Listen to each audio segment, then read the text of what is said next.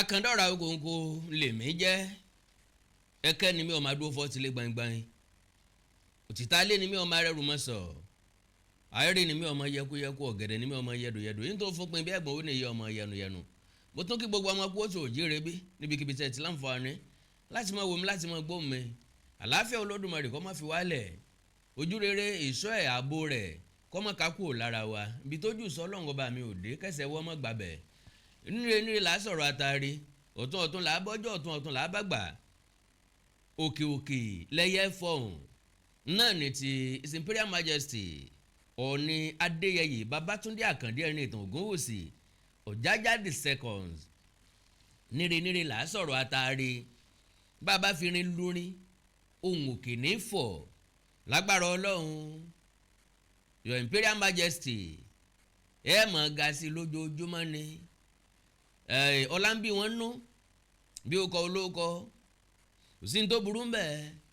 inú ọ̀tá ò ní dùn sígbésí ayé wa kábíyèsí ẹ kú oríire tí àwọn nǹkan tó ẹ̀sẹ̀ làlújá Ojaja kólà àti bẹ́ẹ̀ bẹ́ẹ̀ lọ lágbára Ọlọ́run kábíyèsí eléyìí ò ní jẹ́ òpin oríṣiríṣi nǹkan ló ti tọwọ́ His Imperial Majesty Ooni Adeyeye ní Ògúnwùsì jáde Ojaja mall Ojaja supermarket Ojaja hotel Ojaja university àti bẹ́ẹ̀ bẹ́ẹ̀ lọ ṣe mọ̀ wípé ẹni tó bá ti nífẹ̀ẹ́ ìlú tó sì nífẹ̀ẹ́ ìdàgbàsókè irú wọn kì í jìjà ìlara kì í tán bọ̀rọ̀ irú wọn tí yóò mọ tẹ̀síwájú tí yóò múlù tẹ̀síwájú tí yóò jẹ́ ọ̀nà àbáyọ fún àìríṣẹ́ṣe àìríjà àìrímu tọ́gbàlú kan tó jẹ́ kí ìwà ìbàjẹ́ kó gògò nírú wọn máa ń gbọ́kàn náà máa ń gbójúlé nírú wọn máa ń ṣèwádìí nípa rẹ̀ òun náà nírú wọn máa ń làkàkà láti ṣe torí pé wọ́n fẹ́ nípa àtìpín wọ́n fẹ́ nípa rere nínú ìgbésí ayé ọ̀gọ̀ọ̀rọ̀ èèyàn ẹni tí bá ń jìjà àgbà ẹni tí ò ní bẹ́ẹ̀ lọ ni ẹni tí ń jìjà ìlara kò ní bẹ́ẹ̀ lọ ni ẹni gbó ló ṣe ń wò mí òun lórí tó fi ń wò mí òun tó wò ní bẹ́ẹ̀ lọ ni Àkàndọ̀rà Ògòǹgò níwọ̀n bá gbà tábà ti lè rojọ́ òsìkà ẹ̀dá fún èèyàn bá a bá rojọ́ olóore fáráyé kò sí ní tó burú ń bẹ̀ wẹ́rẹ́wẹ́rẹ́ náà nìkíní ọ̀hún là lórí ìtàkùn ayélujára àwọn èèyàn kan wọ́n ń bu ẹnu àtẹ́ lù ú torí pé wọn ò ṣe nǹkan rírí níran tiwọn 99.9% àwọn èèyàn ní kí kábíyèsí kú oríire ní pé bá a ti fẹ́ orí bẹ́ẹ̀ náà lórí ni wọ́n ń sọ wípé kábíyèsí more grace to your elbow wọ́n ní ọ̀pọ̀lọpọ̀ nǹkan rere bẹ́ẹ̀ ńlá mọ̀ fojú rí lágbára Ọlọ́run lásìkò gbàtẹ́ wà lórí àpèrè àwọn baba ńlá baba yín ìtẹ́ ò ní gbóná mọ́ yín Ooni Adeyeye ní Ògúnwùsì kábíyèsí o now kí n tiẹ̀ tó sọ̀rọ̀ rárá arákùnrin kan ìkànnì àwọn ọmọ Ọ̀yọ́ ló gbé àtẹ̀jáde kan síta ó yẹ kí n ṣe àfihàn rẹ̀ tàbí kí n má tiẹ̀ wá ṣe àfihàn rẹ̀ torí pé nǹkan ayọ̀ ni mo fẹ́ sọ nípa rẹ̀ ẹ má jẹ́ kí n ṣàfihàn rẹ̀ ẹ má jẹ́ kí n sọ̀rọ̀ nípa rẹ̀ ẹ jẹ́ kí n sọ̀rọ̀ sàn lórí Oríire ọmọ tuntun tí Ooni Adeyeye ṣẹ̀ṣẹ̀ kó jáde kí làwọn ọmọ tuntun ọ̀hún òun náà ni Ojaja cola Ojaja orange Ojaja bitters Ojaja whiskey cola Ojaja ginger vodka àti Ojaja ginger lemon honey gbogbo àwọn eléyìí òun náà ni ó máa bá ọjà nǹkan ẹlẹ́rìndòdò yóò bá wọ̀ ya àjà gidi o new brand new design very very unique kábíyèsí ẹ kú oríire lẹ́ẹ̀kan sí well báwọn jẹ́ káwọn èèyàn ó rí fọ́nrán Ojaja cola àtàwọn akẹgbẹ́ rẹ̀ lẹ́ẹ̀kan sí.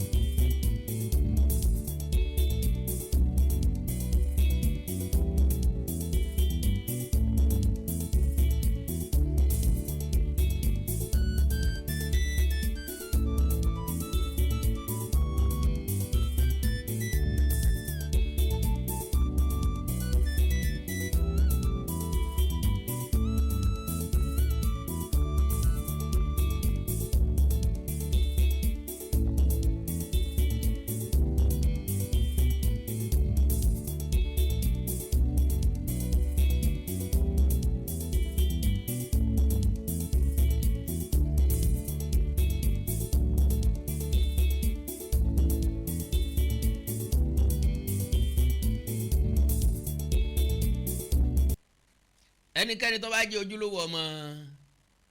Káàárọ Oòjíire bí tòótọ́ bírò wọn bá rí i ó yẹ kí inú wọn dùn kí wọ́n kan sáárá kí wọ́n gbóṣù bàràbàǹdẹ̀ fún ọba tọ́ba tẹ́lẹ̀kú tó wá dádé ẹni tó dé tígbà ò tún wọ̀lú wá ẹni tó dé tí gbogbo nǹkan yí padà ẹni tó dé tí ń dáṣẹ́ sílẹ̀ tí ọ̀pọ̀lọpọ̀ àwọn èèyàn jàǹfààní. Ọ̀ọ̀ni Adeyeye Babátúndé Àkàndé ẹni ìtàn Ogunwusi ẹ fi tàn balẹ̀ ìtàn ò ní parẹ́ kò lọ́kàn wa ní parẹ́ generation yìí àti generation tí ń bọ̀ torí àkọọ́lẹ̀ rẹ̀ yóò wà gbogbo tá a bá ń ṣe à ń kọ́ọ́lẹ̀ gbogbo tá a bá ń ṣe àwọn kan yàwòrán rẹ̀ lẹ̀ wọ́n play ẹ̀ fáwọn kan ńgbà tá a bá wà ń bẹ̀ àbí ńgbà tá a bá sí ń bẹ̀. Kábíyèsí ọ̀sà ní gbólóhùn tí wọ́n sọ kẹ́ni Ọ̀ọ̀ni Adeyeye ẹni ìtàn Ogunwusi sọ. It has always been my dream to build a powerful brand born from the soul of Africa. Because àwọn ẹlẹ́rìndòdò míì àwọn èèbó aláwọ̀ funfun wọn mú wá ṣé wọ́n láwa tá a wà nílẹ̀ yìí ò lè ṣe nǹkan rẹ̀ ni èmi ni sẹ́nétọ̀ ni èmi ni gómìnà ni èmi ni former president ni kí ni tí wọ́n invest sílẹ̀ tọ́pọ̀lọpọ̀ àwọn èèyàn ń jàǹfààní ẹ̀ kí ló dé táwọn gómìnà ilẹ̀ aláwọ̀ dúdú Áfíríkà àwọn gómìnà ìpínlẹ̀ Yorùbá tí wọn ò lè consult His Imperial Majesty Ọ̀ọ̀ni Adeyeye ẹni ìtàn Ogunwusi fún àmọ̀ràn kí ló lè súnlù síwájú àwọn ọ̀sẹ̀ ìwò la lè dálẹ̀ tá a lè gbàpọ̀ àwọn ọlọ́pàá àwọn èèyàn sí. No. One that rises from our continent to command a confident place on the global stage. I firmly believe the Africa we seek must be built by Africans through international advocacy for made in Africa excellence, innovation, and self-sufficiency. Today, I proudly unveil Ojaja soft drinks, a bold expression of indigenous ingenuity, resilience, and enterprise, rooted in the sacred soil of Africa. This brand is more than a beverage. It is a declaration that Africa can create and deliver world-class products defined by excellence and innovation. Ojaja soft drinks embody our heritage, our values, and our commitment to self-reliance, standing not only as a source of refreshment, but as a symbol of cultural renewal and African economic transformation. What sets Ojaja soft drinks apart is its commitment to wholesome local content with carefully sourced natural ingredients blended to promote healthier living while preserving authentic African taste. By empowering our farmers and drawing from our fertile lands, we offer a healthier alternative free from excessive artificial additives and enriched by indigenous resources. In doing so, we establish a new benchmark grounded in quality. A new benchmark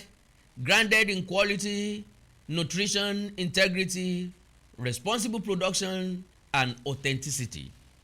Today, we launch more than a drink. We ignite a movement. We call on youth, entrepreneurs, investors, and global partners to champion indigenous innovation and African enterprise. Let Ojaja soft drinks mark the beginning of an era where African brands compete by distinction, advancing economic sovereignty, shared prosperity, and a healthier future for generations to come. May this endeavor flourish and stand as a beacon of what is possible when tradition and modern enterprise unite in service of the Africa we seek to build. Ẹ dákun, ẹ já tún wo fọ́nrán yìí lẹ́ẹ̀kan sí i. God bless you. Ẹ ṣé pọ̀.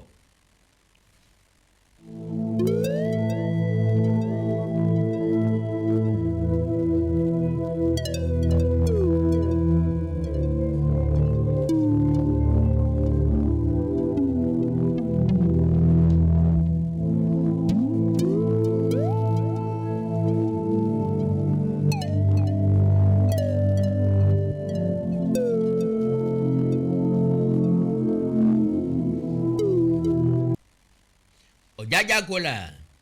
bó ló ṣe rí lọ́dọ̀ yín gbà sẹ́yìn náà rí sórí yín òwú ìbò aláwọ̀ funfun ní í ṣe àwọn táwọn rí tẹ́lẹ̀tẹ́lẹ̀ eléyìí tiwantiwa ni kò sí nǹkan méjì ju kájọ gbé e lárugẹ lọ kó di ìtẹ́wọ́gbà fún tolórí tẹlẹ́mù fún tonílé tàlejò bá a bá ti ṣe léyìí yóò jẹ́ ọ̀pákùtẹ̀lẹ̀ àpèwáwò bákan náà ni yóò jẹ́ okùn tí yóò fa ọ̀pọ̀lọpọ̀ àwọn èèyàn láti wá dáde iṣẹ́ sílẹ̀ àríṣẹ́ṣe tó lùgbòrò pa yóò di àfìsẹ́yìn tẹ́gun aláré fi sọ àkàndá ọ̀rọ̀ Awíkonko àwọn èèyàn lù ọ̀tọ̀kùlú lù àwọn ọ̀jọ̀gbọ́n àwọn onímọ̀ ìjìnlẹ̀ àwọn onínúure náà wọn ò ṣàìrí nǹkan kan sọ lórí Ojaja kola tọwọ́ lù wá Ojaja soft drinks in general. Now ẹja gbọ́ ilé yìí entrepreneurship excellence a tribute to Ọba Ẹniìtàn Ogunwusi the Ooni of Ife Ojaja II. The Ojaja dynasty illustrious son Ọba Ẹniìtàn Ogunwusi CFR the Ooni of Ife has exemplified the spirit of serious entrepreneurship in royal leadership. Ascending to the throne of his forefathers, His Majesty has spearheaded unprecedented entrepreneurship development in Ile-Ife, Osun State, and across Nigeria. His visionary leadership has transformed the region, creating a hub for business and innovation. From real estate to tourism, entertainment, production lines, fashion, automobiles, and recently, Ojaja drink brands. Oba Ogunwusi's ventures are a testament to his unwavering commitment to progress. His achievements are even more remarkable given that they have been accomplished without reliance on FAC allocations from Abuja. This self-sustaining approach has inspired countless individuals and organizations, demonstrating that with determination and strategic planning, Nigeria's potential can be unlocked. We commend Kabiyesi for his tireless efforts in creating jobs and driving socio-economic development in Nigeria. His example underscores the impact that leadership can have when focused on adding positive value to their community, state, and nation as a whole. Oba Ogunwusi's approach to leadership is a beacon of hope, showing that with the right mindset, Africa can overcome its challenges and chart a new course for prosperity. As a renowned leader, Oba Ogunwusi has proven himself to be a catalyst for change. His passion for entrepreneurship has led to the creation of numerous job opportunities, empowering individuals and families alike. His commitment to excellence is contagious, inspiring a new generation of entrepreneurs and business leaders. In light of his achievements, we promise that the Southwest governors seek socio-economic development advice from Oba Ẹniìtàn Ogunwusi and leverage his expertise to further drive regional development in the Southwest. His insight and experience will be invaluable in shaping policies that foster business growth and economic prosperity. Leadership is about making a difference. Oba Ogunwusi's work is a shining example. His dedication to uplifting his people and contributing to the nation's growth is a testament to his character and vision. Kudos. Kábíyèsí, kádépẹ́ lórí o, Kábíyèsí, Aṣíwájú Olúbùnmi Olúwadáre, NBDSP PMA. Author, I see money in Africa. Ẹ jẹ́ ká tún wo fọ́nrán yìí lẹ́ẹ̀kan sí i. Bọ́ bá dùn, bọ́mọ ẹni bá gbégun ẹni bá jó orí ayátọ́kùn. Bọ́mọ ẹni bá dáa ká wí, a lè mọ́ lè fi ṣàyà. Ọba Ogunwusi, His Imperial Majesty Ooni Adeyeye Babatunde Akande Ẹniìtàn Ogunwusi CFR. Congratulations, sir.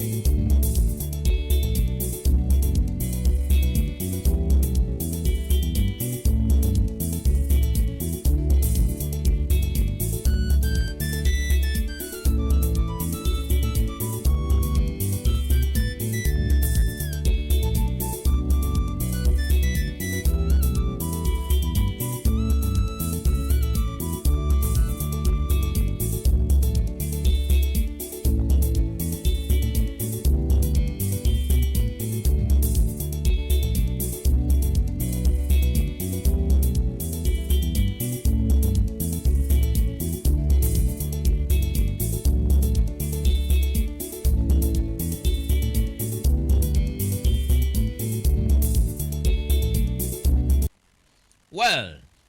mo kí wa káàbọ̀ padà àánú Olódùmarè àánú Ọlọ́run alààyè ò ní fi wá sílẹ̀ well pẹ̀lú orí ọ̀fẹ́ Ọlọ́run ẹ jẹ́ kí n ṣèlérí díẹ̀ wípé láì ìpolówó ọjà láì béèrè fún pẹ̀lú pé inú mi dùn sí nǹkan rere wọ́n máa lo ìpolówó Ojaja soft drinks lórí àwọn ètò mi nígbà kọ̀ọ̀kan ẹ jẹ́ n sọ bẹ́ẹ̀ lẹ́ẹ̀kọ̀ọ̀kan lágbára Ọlọ́run láti fi jẹ́ ìkínlẹ́yìn